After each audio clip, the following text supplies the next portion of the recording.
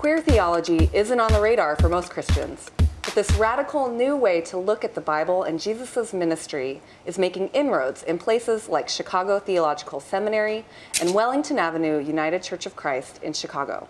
We welcome Allie Baker, youth and young adult pastor at Wellington, who led the discussion.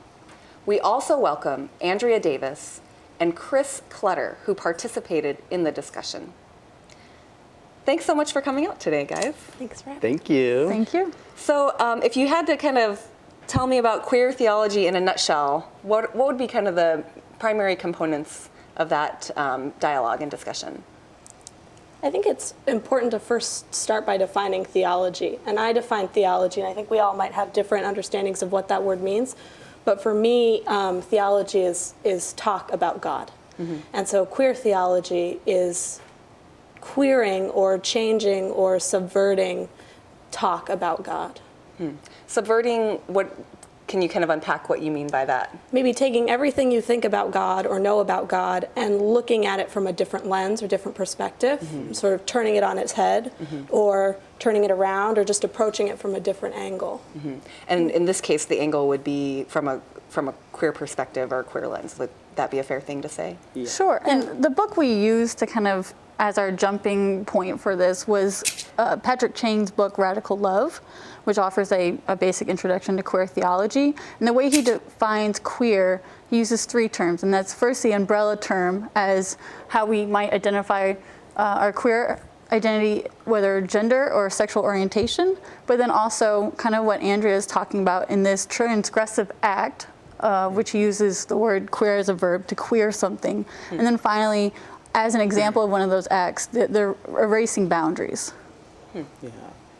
So in the conversations that you had as a group, what were some of the kind of notable departures from what most people would commonly understand as theology as you started to look at who God is and how God is in the world through a queer lens?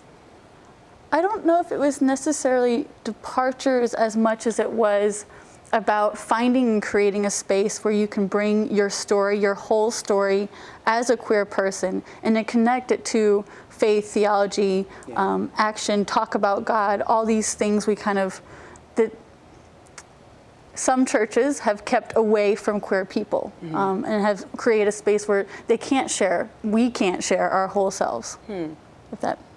Yeah, absolutely. So why did you feel that this was an important conversation to have at Wellington Church in particular?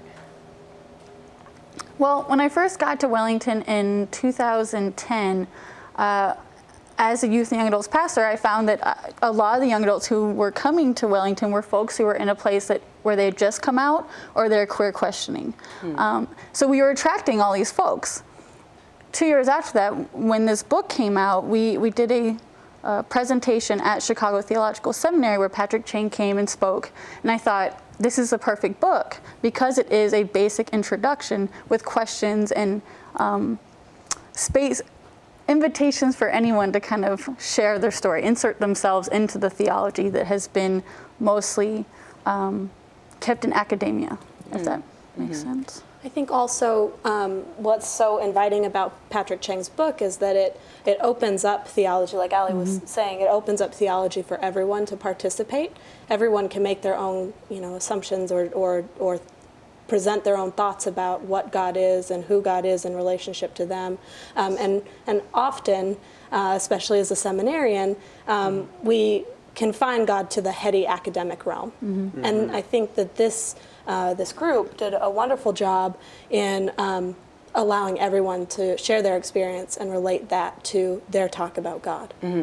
So Andrea and Allie are both seminarians or have some experience to kind of those heady academic conversations that you were talking about. But Chris, I don't think you're in seminary, is that No, right? I'm not. So No. for you to be part of this conversation, and I mean, it's kind of new for anyone, even if you are going to seminary, it can be a new thing, but to not kind of be in that environment where you're sort of picking apart those kinds of questions, what was your experience with this? I really liked it because I kind of came from I was a student at UIC, and I went to Agape House, which is kind of a really radical, liberal, kind of very progressive group. And I didn't really realize, but a lot of the stuff they taught and we really practiced was a kind of a queer theology. And it was really neat to kind of discuss that and like understand that it was kind of a different way of looking at certain scriptures and things in the Bible. But it was also really cool to me too to like see how, like the first time I went to the queer theology group, there was just a lot of talk about the word queer and like what that meant, and there was a really obvious generational gap between, some of the more people that have been around the church a little longer thought that that was an inappropriate name to call this because they thought that was still an offensive term. But I mean, I had no clue just because, I mean, growing up, and being a part of certain movements in Chicago where, it's better to identify as yourself as queer because it's more kind of all-encompassing and it's kind of a better term to use. Is the group fairly mixed in terms of folks who have had exposure to these kinds of conversation and those who have never, or does it skew one way or another? We had an age range. I mean, with Chris maybe being the youngest all the way to, I think our oldest participant was in their 60s. So there is that age gap, but then also folks who have different experiences with Wellington, with LGBT movements. And so I think our first few weeks was really about unpacking this term and sharing our stories around the term, whether they be positive or negative. But then also a wide range of folks as far as their connections to theology and levels of study and that sort of thing. Let's also welcome Esther Baruja into our discussion. So Esther, you have a number of different roles at the church. You're a member, Yes. You're an intern, Yes. and then what else? I'm a seminarian Okay, so you're a seminarian under care of the church, or? and in process. Okay, in process. Well, welcome. Glad to have you here. Thank you very much. So are you a participant in the conversations around queer theology at Wellington? Yes, and I am a queer person, so I live the queer theology Okay. myself. Yeah. Sure. Okay. So how has your experience as being part of the group helped you understand a little bit more about who you are, or how God has created you to be who you are in this world?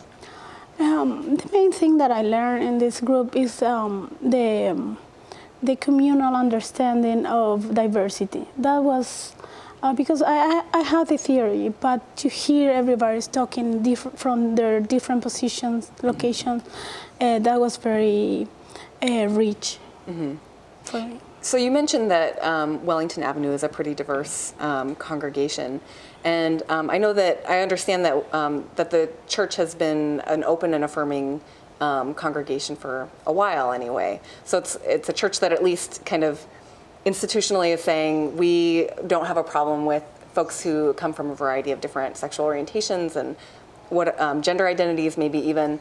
How is a conversation like one around queer theology different than the broader conversation that just happens on Sunday mornings, or the conversations that had happened before this particular group had started? What's the difference? Well, I would say part of the group was rehearsing our story as a church, rehearsing our story of diversity, and that it's not just, oh, it's okay, but we celebrate this diversity. I think that's an important language difference. And so, but part of that is, we just celebrated our centennial, 100 years of being around about 2 years ago.